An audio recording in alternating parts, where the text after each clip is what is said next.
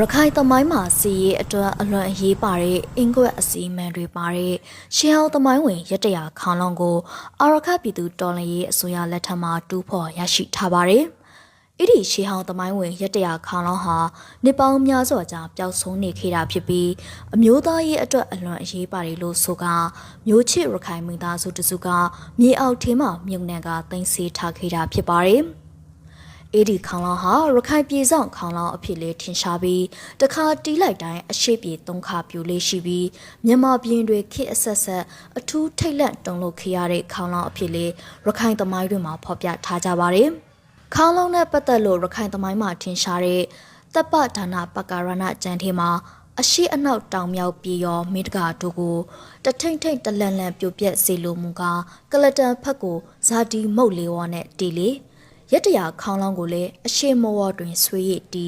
အရှိတရိုင်းပြည်တို့သည်တထိတ်ထိတ်လန့်လန့်ပြိုပြက်လေ၏လို့ရေးသားထားပါတယ်။ခေါင်းလောင်းဟာမဟာမုနိဘုရားကရတရာခေါင်းလောင်းဆိုပြီးကြော်စောသတင်းရှိပေမှလေတပ္ပဒနာပကာရဏကျမ်းအလိုအရမူလကခေါင်းလောင်းတည်ရှိတဲ့နေရာဟာကလဒန်မြစ်ဖက်ကတနေရာက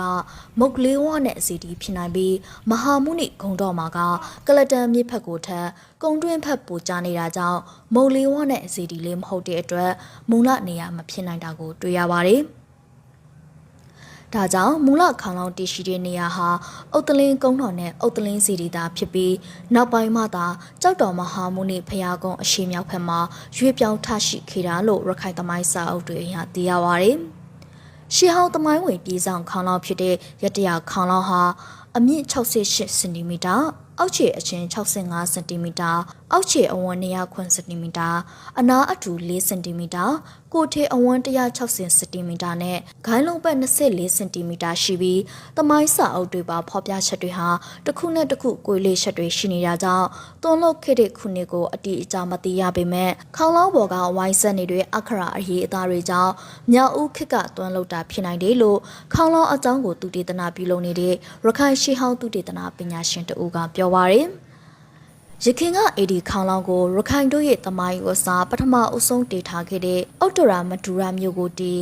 အောင်တလင်းအမြင်တွင်တဲ့နေရာမှာရှိတ်ဆွေးအသုံးပြုခဲ့တယ်လို့လေရခိုင်သမိုင်းပညာရှင်ဦးဦးတာထွန်းကဟောပြောပွဲတစ်ခုမှာပြောဖူးခဲ့ပါတယ်။အခုပြုလုပ်ထားတဲ့သူတေသနာတွေအရာခေါင်းလောင်းမှာအင်ကွက်ကြီး၈ကွက်ပါရှိပြီးအဲ့ဒီအင်ကွက်တွေမှာမြေပထဝီအင်မင်းတေဇောအင်ရေအာဘောအင်လေဝါရောအင်းဓာတ်ကြီးလေးပါးကိုအတိုက်တစ်ကွက်အခန့်တစ်ကွက်နှစ်ကွက်ကြစီစီမံပြုလုပ်ထားတယ်လို့အင်းဆရာကြီးကျွန်းတောင်ရဲ့အမှတ်တမ်းတွေအရအတည်ပြုထားပါတယ်။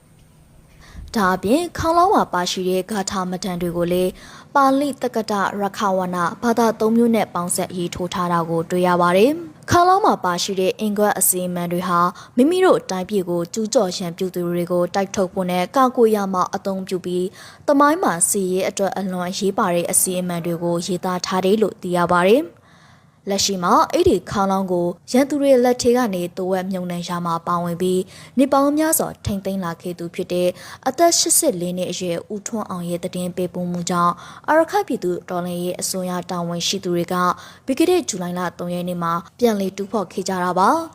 ဦးထွန်းအောင်ဟာသူ့အသက်25နှစ်အရွယ်တုန်းကရက်တရာခေါင်းလောင်းကိုသူ့ရဲ့ဖခင်ဦးရှင်အောင်ဦးလေးတော်ဆက်သူဦးမြအောင်ရောက်ခမတော်ဆက်သူကျော်လာအောင်အဖိုးလေးတော်ဆက်သူဦးလာထွန်းရီတို့နဲ့အတူမဟာမုနိကုံအနီးနားမှာတင်ဆေးမြုံနဲ့ခေကြတာဖြစ်ပြီးပြတ်တန်းလာခဲ့တဲ့ခေအဆက်ဆက်မှာခေါင်းလောင်းလိုချင်တဲ့စစ်တပ်ထောက်လှမ်းရေးခေနဲ့ပါတီကောင်စီအကြီးအကဲတွေကရွှေငွေဥစ္စာတွေနဲ့ဖျားယောင်းချင်ကပ်ခဲ့ပေမဲ့လေခေါင်းလောင်းရှိတဲ့နေရာကိုဖွင့်မပြောခဲ့ဘူးလို့ဦးထွန်းအောင်ကပြောပါတယ်လက်ရှိအာရခဒေတာကိုအာရခတပ်တော်ကတင်ပိုက်ထင်းရှုပ်ပြီးတဲ့နောက်မှာတော့အာရခပြည်သူတော်လှန်ရေးအစိုးရကိုယုံကြည်တာကြောင့်အဲ့ဒီခေါင်းလောင်းကိုလွှဲပြောင်းအနှံ့ပေးခဲ့တာလို့ဦးထွန်းအောင်ကဆိုပါတယ်။အဲ့ဒီလိုထိန်သိမ်းစောင့်ချောက်ပြီးအာရခပြည်သူတော်လှန်ရေးအစိုးရထံအနှံ့ခဲ့တဲ့ဦးထွန်းအောင်ကိုအာရခပြည်သူတော်လှန်ရေးအစိုးရကကျပ်သိန်း900ဂုဏ်ပြုရှင်မြင်ခဲ့ပြီးဂုဏ်ပြုမက်တန်တော်ပေးအပ်ခဲ့ပါတယ်။တူဖော်ရရှိထားတဲ့အေဒီခေါင်းလောင်းဟာရခိုင်သမိုင်းထဲမှာပျောက်ဆုံးနေတဲ့နမေချင်းရတရာခေါင်းလောင်းဖြစ်ကြောင်းကို